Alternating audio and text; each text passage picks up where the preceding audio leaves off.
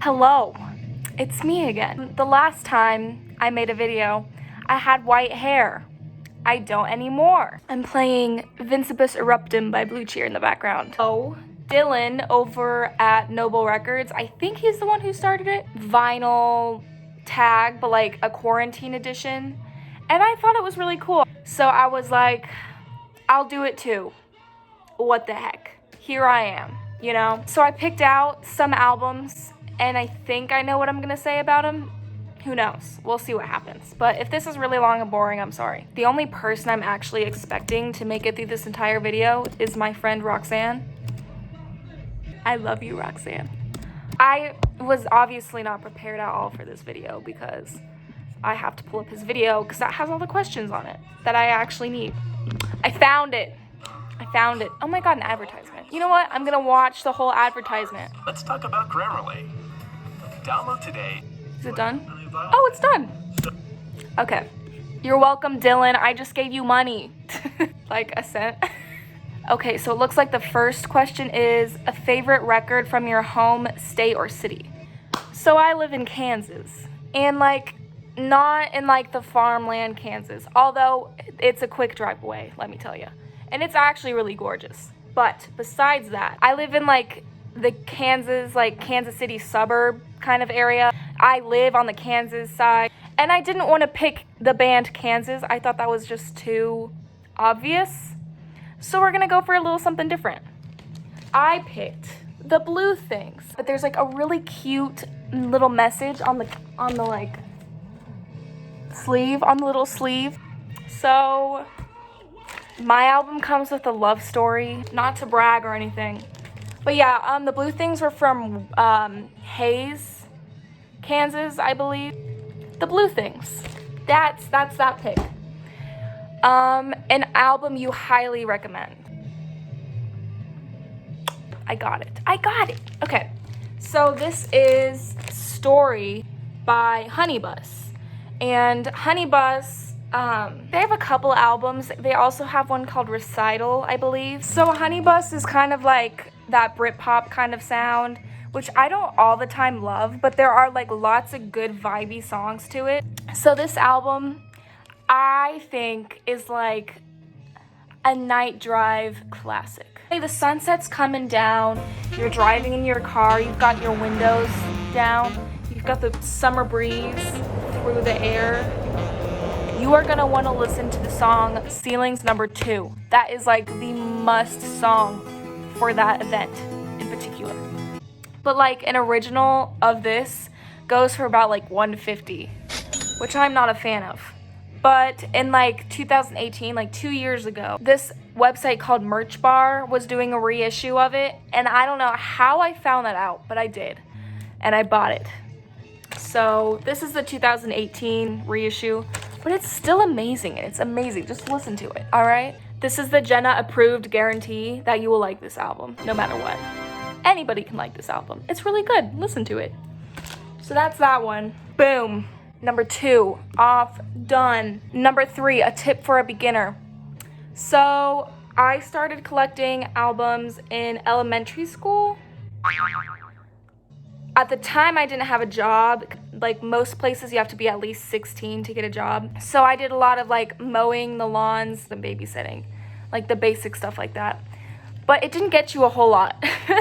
So I tried to stretch it as much as possible, which meant lots of thrift store albums and lots of like garage sale albums and antique store albums. I wasn't really going to the record store too often. A trade-off that you make sometimes when you go to those places is that the quality of the albums are as great, but they're cheaper. So that's a good thing. It's a trade-off. But here's the deal. I got a lot of great albums that I loved from that, but they were not great. So later on, when I did have the money, I had to rebuy them so I could at least have a good time listening to it, if that makes sense. So like if it's an album that you know you're gonna listen to all the time, a lot, just maybe splurge a little bit more for a good copy of it. That's kind of my tip. That's not really a tip though, but that's what happened to me. And that's something I wish I would have done differently if I was to go back and start over. So, okay, so the next one is first record that got you deeper into music. This one's a good one. So, this one's kind of basic, but you know what? The album that got me to look at the album as a whole work and just like really deeply devoured music was Tommy by The Who.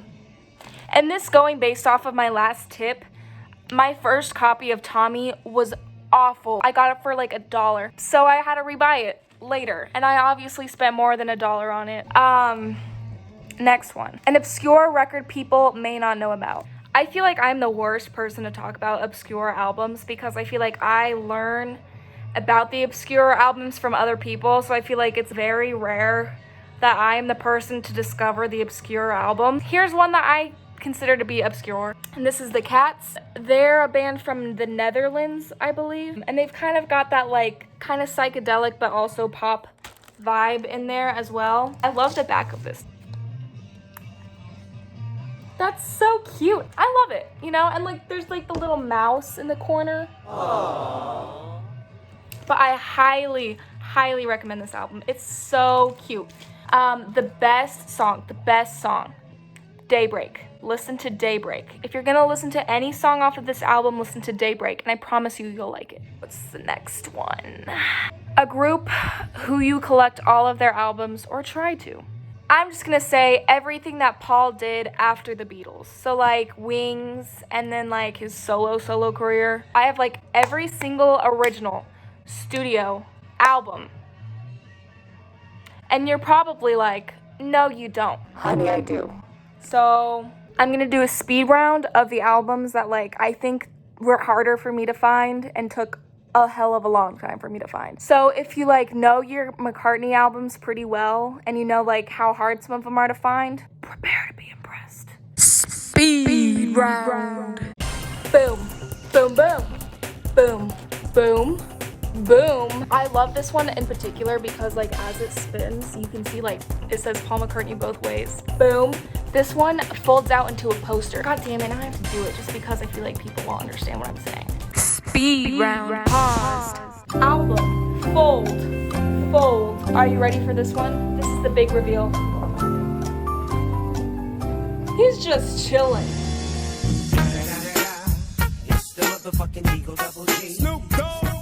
He doesn't even care. He's just chilling.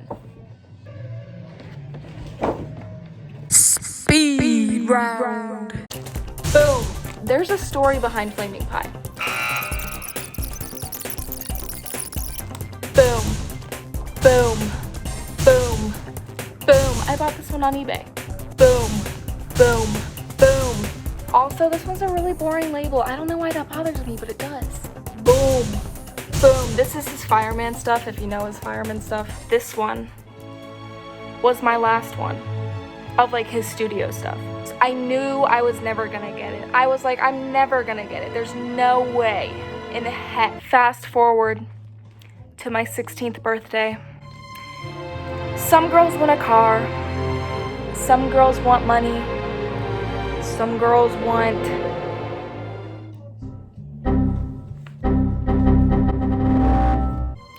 but my parents knew there was one thing that I wanted above everything else in this world. Oh my God! Wow! Oh my God! I mean, the only way I feel like I would go through all of them is if I was gonna make a separate video. Next question. A band whose second album is better than their first. I feel like a lot of people could choose some controversial albums for this one, but I played it safe. So I went with Hot Rats, Frank Zappa. If you meet a person and they pick Lumpy Gravy over Hot Rats, I mean, good for you, but like, you might be a psychopath, so. God, that sounds so mean. I swear I'm not mean. Show a whack-a-mole, a random pick. So, let's go. I've got my Willie Nelson headband. This is gonna look awful, but let's go. I just crushed something. Oh, my skateboard.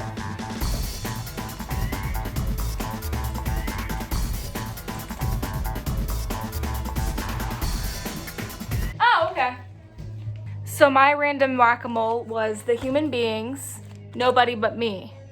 There's the label if you want to look at it. Some people care about that, some people don't. So, fun fact.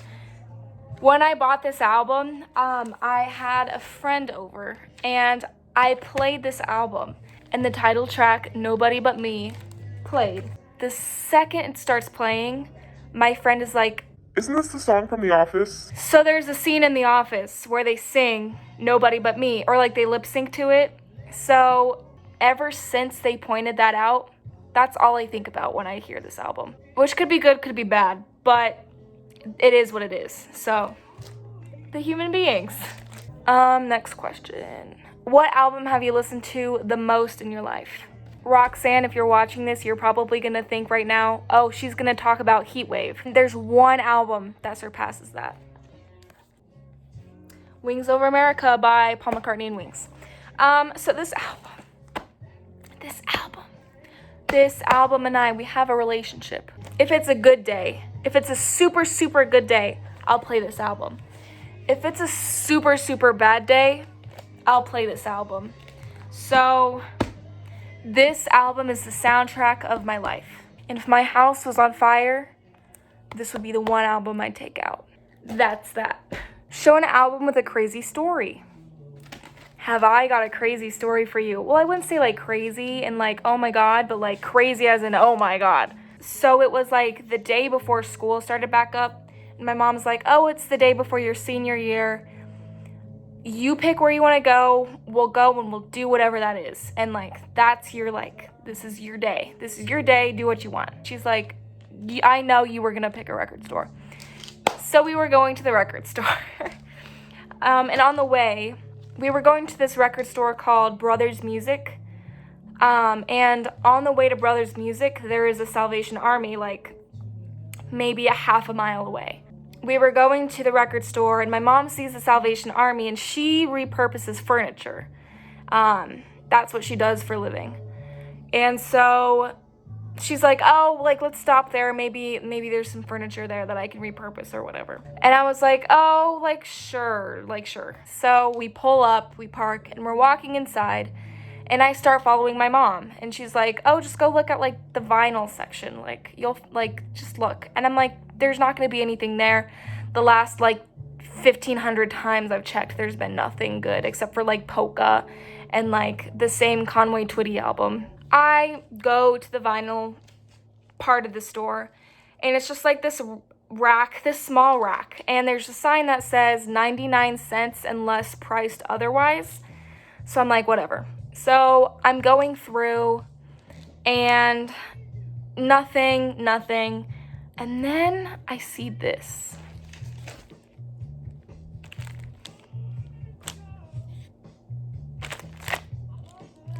Uno, dos, tres, cuatro, cinco, seis. So my immediate reaction when I saw this was, oh, great. They said unless marked otherwise. This is going to be marked otherwise. I checked everywhere, couldn't find anything. And my mom, she's like, oh, are you ready? I'm like, yeah, I found one. But I didn't, like, freak out. I didn't want her to know. I didn't want to get her hopes up, and I didn't want to get my hopes up. So we go up. He rings it up as 99 cents. And then we get in the car, and I'm like, Mom, do you know what I just picked up? And I didn't think anyone was going to believe me, because that's just, like, crazy. So I took a video of it. I was like, I need proof. I need proof that this happened, and it's going to be a video. So here's my video.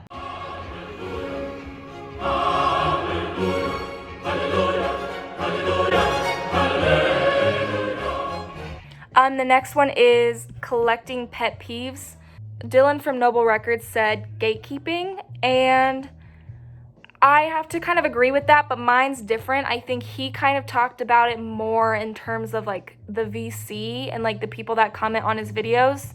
Mine is more when it comes to like just digging and shopping in the shops. So me personally, and this is just me, like I feel like everyone has different experiences. But when I think it happened more when I was younger and like when I first started getting into it. I feel like now it's not as bad, or it doesn't happen as frequent. And so what would happen is this. So I a young female girl would be going through the bins at like an antique store or a thrift store or maybe a record store, I would get those comments of like, do you even know what that is? Or like, what are you gonna do with that? I think the most recent experience maybe was 2 months ago. I was going through this one bin at an antique store that was like $1 to $3. And I was digging through and I pulled out the Dixie Cups Chapel of Love. And there's this older gentleman walking past and he sees me digging through it and he's like, What are you gonna do with that? Put it on your wall? and I was like, oh my God, I'm just gonna listen to it just like you. And I think antique stores are almost worse too, because another time I was buying a Donovan album at an antique store, but this time it was like a lady worker. I don't think she was the owner of the antique store, but it was like a lady worker, and I brought it up and she's like, do you even know who this is? I don't know why people just, I don't know. I just don't know why. I don't know. I think it's just because, first of all, people categorize like record collectors as like a majority of male, which it is a majority of male, but I think a lot of females are getting into it and it's becoming a bigger thing with the females. And especially with the younger generation, which is why now that it's becoming such a bigger thing with like not only females, but the younger generation, it's no longer a problem with record stores. And I feel like 9 times out of 10 when I go somewhere, if someone does comment, it's usually a positive comment. But it's just those like 1 every 9 encounters that just is not, it's not doing it for me. And it's not a big deal. It's just, it's annoying, you know? Like, can we just all bond over this thing that can like bring us together instead of like trying to gatekeep and like freak out if anyone else that isn't the same as you getting into it? I don't know. That's all I gotta say about that.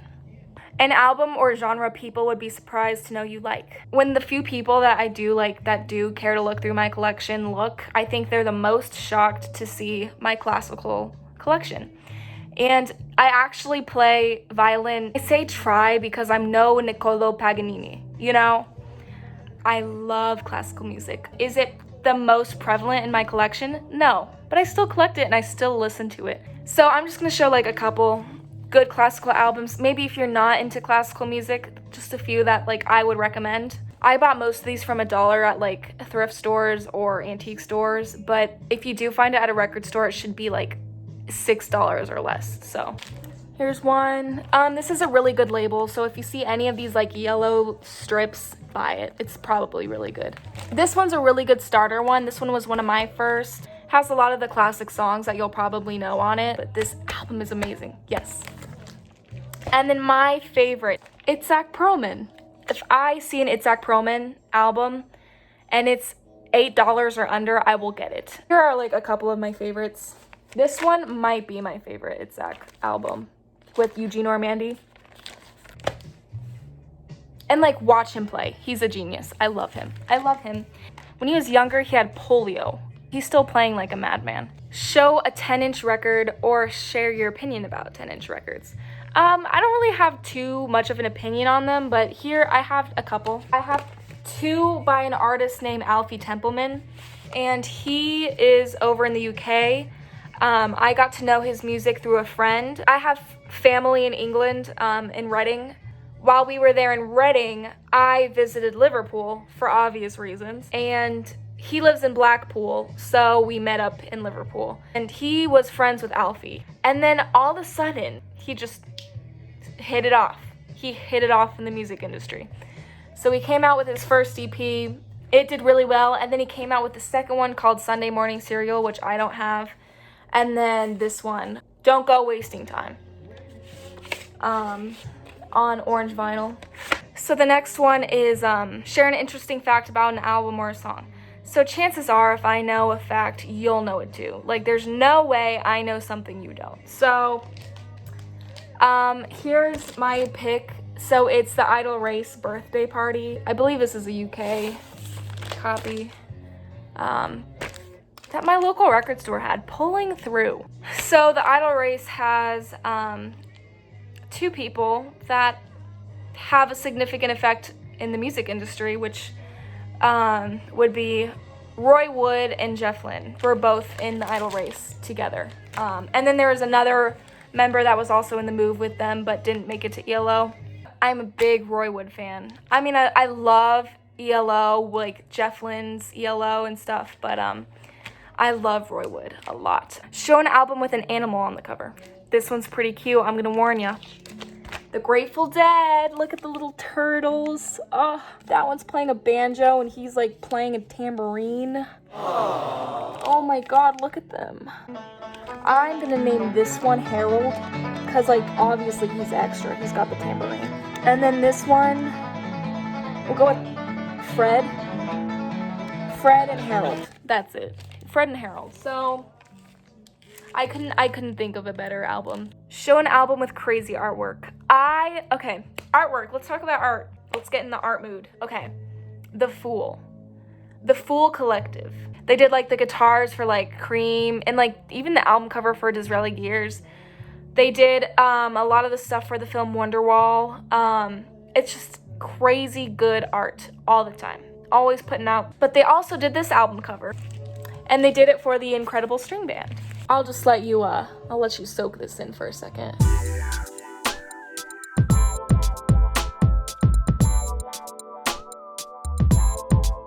Show a really good album that you can find for cheap. You're gonna hate me. Yes, I'm referencing the same artist in 2 picks. Roy Wood's Boulders. Okay.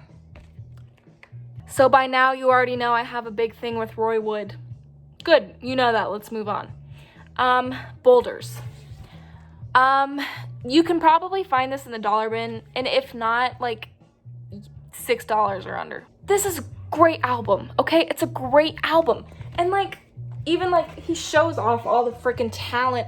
He's just so talented. Look at him playing all those instruments. Crazy. And then on the back, it's him playing, of course, he's playing cello. I mean, cello. I bought this from a dollar bin at a record store. And I put it on, and Song of Praise is the first song you'll hear. Show an album with acquired taste. I'm scared. Okay, there are no words I could use to explain myself on this album. The Shag's philosophy of the world. Now hear me out, okay? This album, is it chaotic? Yes. Would some people say there's like absolutely no rhythm or like vocal skill in it? Some people would say that yes. Like that's a valid argument, yes. I didn't get this album on my first listen, nor do I still get it today.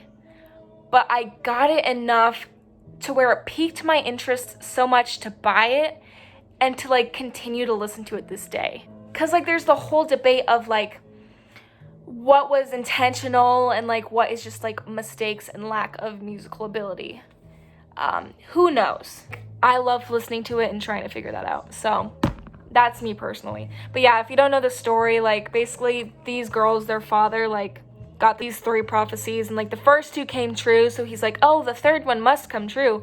And the third one was that his daughters would form a successful music group or whatever. And so he basically forced them against their will to play instruments and like make their own band, which in like direct result was this album. So it is currently 12:32 a.m. and I'm editing this video on my computer. So this is like a crappy photo booth video, so I'm sorry. But I just wanted to give a quick update real quick. Well, first of all, I was kind of recovering from a black eye in that video, so it's like gone now. I wasn't wearing makeup because I was breaking out. But not only that, but I skipped the last question, which was what was your most recent find, because what I had ordered hadn't come in yet. It literally came the day after. Shipping's a little backed up because of, you know, the whole coronavirus thing. So I just wanted to show it now, if that's okay. I'm gonna get that right now. I have to get out of my bed. I was actually just playing it. It's on my turntable right now. So my most recent find was a Discogs find because of the whole quarantine thing. But it's an album by the GTOs called Permanent Damage. And if you don't know who the GTOs are, it's short for Girls Together Outrageously. and it's a group of girlies. Some of them are famous groupies, but they're all basically muses. And they got together with the help of Frank Zappa, and they produced an album. And what it is, it's kind of like a collection of like songs and poems and music all put together, and it's just something I fell in love with. I fell in love with these girls and everything on this album. It's definitely not everybody's cup of tea, and it's not the most like prevalent album you can find. So it was something I definitely had a hard time even finding in Kansas City, and I saw this as an opportunity to pick it up, and I did. I just want to give a quick shout out to the Discogs store that I found it on. So the Discogs shop that I got it on was Doc Disc, I think was the name. And he was super friendly, just a seller that I totally recommend getting albums from. There was a lot of great stuff for sale. And luckily, I was able to get like this at a price I could afford. And yeah, just the most friendly seller. So definitely check out their items that are for sale. He just has like a lot of cool, rare stuff that I think is like really hard to find. And just like crazy stuff like that you would have a hard time finding at a record store. Oh my god. If you see these are my stitches. I am breaking down. This quarantine is taking its toll. But yeah, I think that's everything. So that is all. I'm gonna end the video. Goodbye.